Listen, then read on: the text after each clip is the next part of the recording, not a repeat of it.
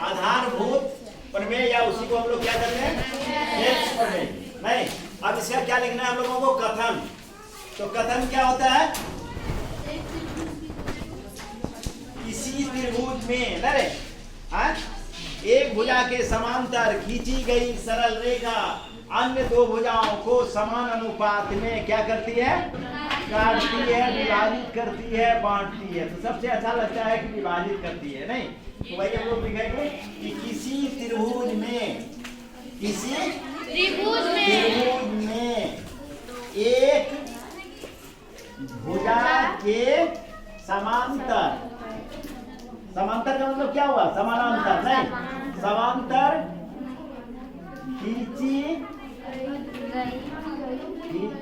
गई सरल रेखा, सरल रेखा अन्य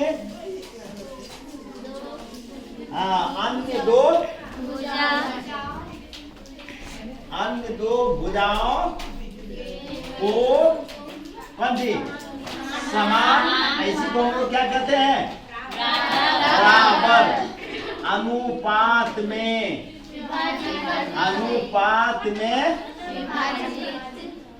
विभाजित करती है। इसके लिए हम लोग क्या करेंगे, वो प्रमाण। हम नहीं क्या करेंगे हम लोग, प्रमाण। अरे टेढ़ा उड़ाने के लिए सीधे रखिए, समझ गए।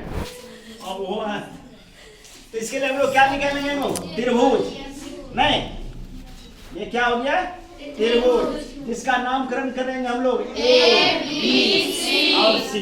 ठीक है, हम लोग क्या लिखेंगे यहाँ, मान लिया कि ए बी सी एक त्रिभुज है, ठीक, जिसमें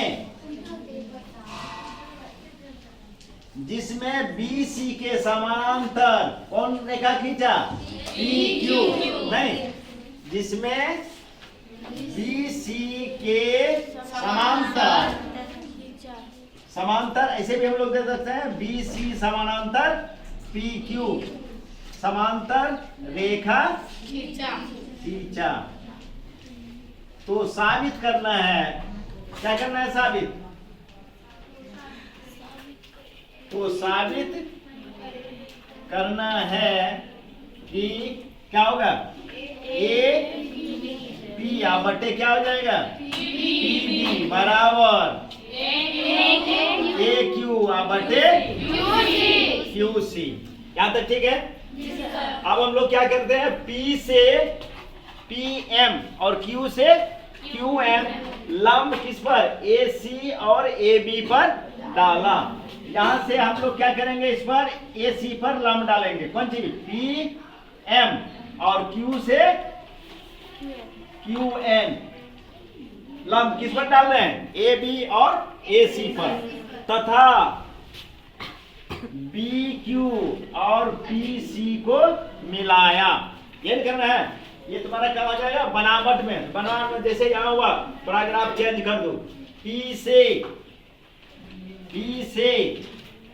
पी एन लंब किस पर, ए सी, तथा क्यू से क्यू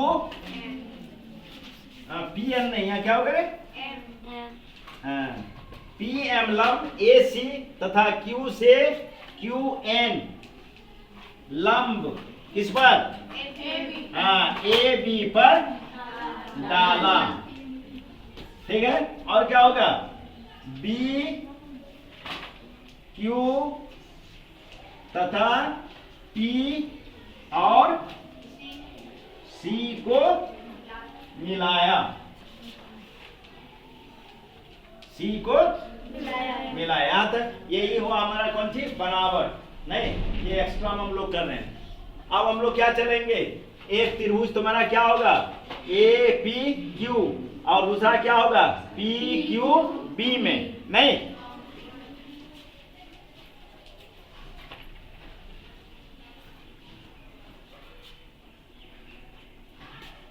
इसको हटाते हैं, इतना तो आइए नहीं।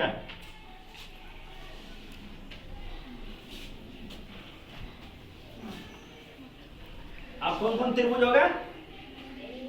त्रिभुज ए पी क्यू तथा त्रिभुज पी क्यू बी में, पी क्यू बी में क्षेत्रफल,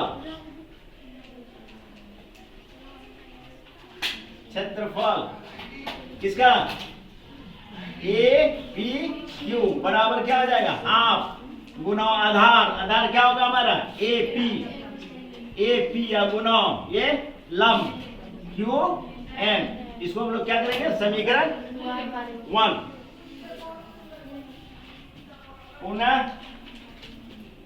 क्षेत्रफल किसका? पी क्यू बी,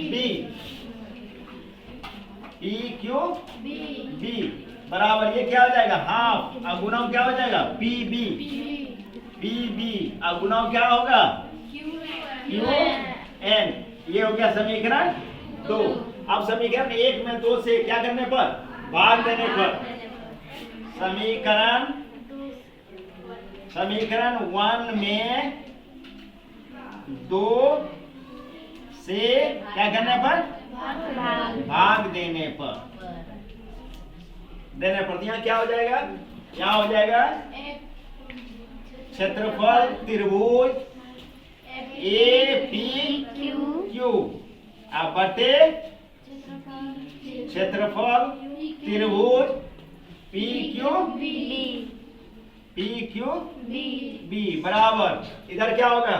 हाफ अगुना क्या होगा? ए पी अगुना क्या होगा? क्यू एन अब बटे फिर क्या होगा? हाफ और गुना क्या होगा? पी बी अगुना क्या होगा? Q N. ऊपर क्यू एन है, क्यू एन कटा दो, ये कट गया, ये कट गया, तो बराबर क्या बच गया? ए पी या बटे पी बी। ये समीकरण हो गया 3। ठीक है। इसी तरह हम साबित कर सकते हैं त्रिभुज ए पी क्यू बटे पी क्यू सी में, पी क्यू सी में।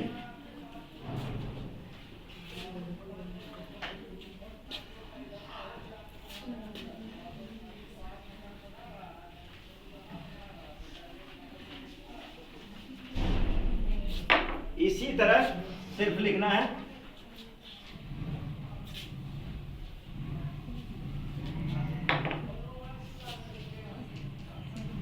इसी तरह त्रिभुज ए